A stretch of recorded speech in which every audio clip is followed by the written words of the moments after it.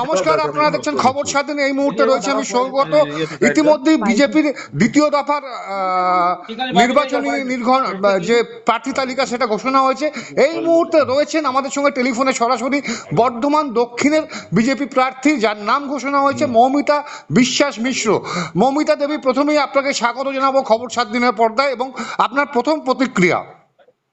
ধন্যবাদ, অনেক অনেক ধন্যবাদ আপনাদের সকলকে এবং আপনাদের মিডিয়ার মাধ্যমে যারা আজকে এই খবর দেখছেন তাদেরকে সকলকেই আমি ধন্যবাদ জানাবো, আমার তরফ থেকে আমার প্রণাম জানাবো।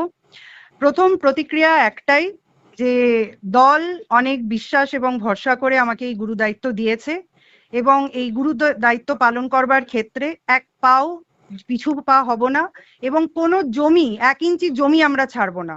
যে দুর্নীতিগ্রস্ত সরকার এখানে চলছে তাকে উপড়ে ফেলতে যা যা করতে হয় সেটা আমরা করব। মৌমিতা দেবী, একটু লাইনে আপনাকে থাকতে বলবো। আর একটা খবর জানিয়ে রাখবো, ইতিমধ্যেই যা সূত্রের খবর পাওয়া যাচ্ছে, প্রধানমন্ত্রী রামনবমীর পর পশ্চিমবঙ্গে মোট 14টি জনসভা বা রোড শো করবেন এবং স্বরাষ্ট্রমন্ত্রী 8টি জনসভা করবেন, জনসভা বা রোড শো। এছাড়াও মিঠুন চক্রবর্তীর জনসভা রয়েছে যোগী আদিত্যনাথের জনসভা। এর মধ্যে হেভিওয়েট কোনো নেতা কিন্তু বর্ধমানে রোড শো করতে পারেন, এরকমটাই খবর আমাদের কাছে রয়েছে। বর্ধমানের জন্য কি কি কাজ করবেন মৌমিতা দেবী, যদি আপনি যেতেন? বর্ধমানে সমস্ত রকম উন্নয়নমূলক যা বিগত শুধুমাত্র 15 বছরই নয়, তারও আগে 35 বছর ধরেও এখানে মানুষ দেখেনি। 35 বছরের ওই আবর্জনা যুক্ত যে সরকার ছিল তাকে সরিয়ে মামাটি মানুষের সরকার ছিল মানুষ, তারপরে এখানে এসে বর্ধমানের যে নিজস্ব ঐতিহ্য সেটাকেও আজকে হারিয়ে ফেলেছে। রাস্তাঘাট থেকে শুরু করে চারিদিকের পরিবেশ যদি দেখেন তো সেখানে একটা বর্ধমানের যে ঐতিহ্য ছিল সেটা মুছে গেছে। যে শিক্ষার জন্য বর্ধমানকে জানা যেত, যে ইউনিভার্সিটি একটা গ্লোরিফাই ইউনিভার্সিটি যেখানে দূর দূরান্ত থেকে ছেলেমেয়েরা পড়তে আসতো, আজকে দুঃখের বিষয় সেখানে ইউনিভার্সিটির সিটই ফুল হয় না। তো আমাদের এটাই টার্গেট থাকবে যে ভারতীয় জনতা পার্টি উন্নয়নমূলক সরকার, আমাদের ডাবল ইঞ্জিনের সরকার এখানে আসলে আমরা এখানকার শিক্ষা, স্বাস্থ্য, পরিবেশ, রাস্তাঘাট, সাধারণ মানুষের যে সমস্ত সুবিধা সাধারণ মানুষের প্রাপ্য সেগুলো আমরা পৌঁছে দেব এবং ডেভেলপমূলক যে সমস্ত কাজ আছে যেগুলো গত 15 বছর ধরে মানুষ ভুলেই গেছে।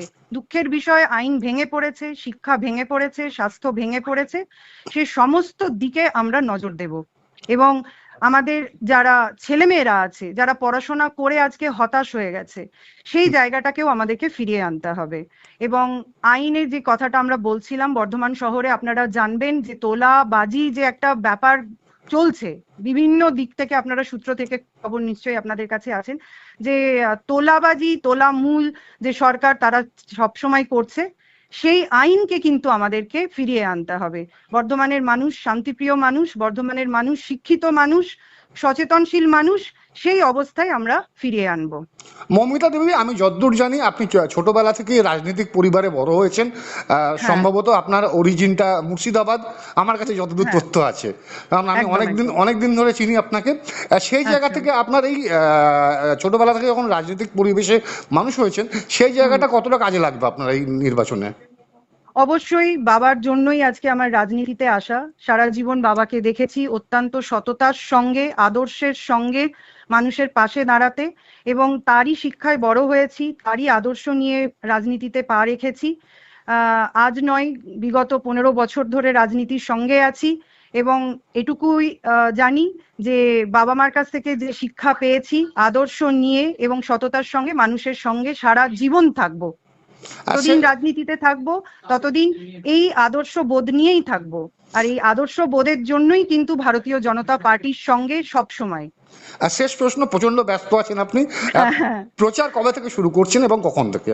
হ্যাঁ, আজকে একটু সব শুভেচ্ছা বিনিময় চলছে। আজকে তো আর কোনো সেরকম কর্মসূচি আমাদের বিশেষ হবে না, হয়তো একটা প্রেস হবে, কনফারেন্স হবে, আর কাল থেকে আমাদের শুরু হবে এবং সবটাই আপনারা ফেসবুক এবং মানে হোয়াটসঅ্যাপে স্ট্যাটাসের মধ্যেও পেয়ে যাবেন।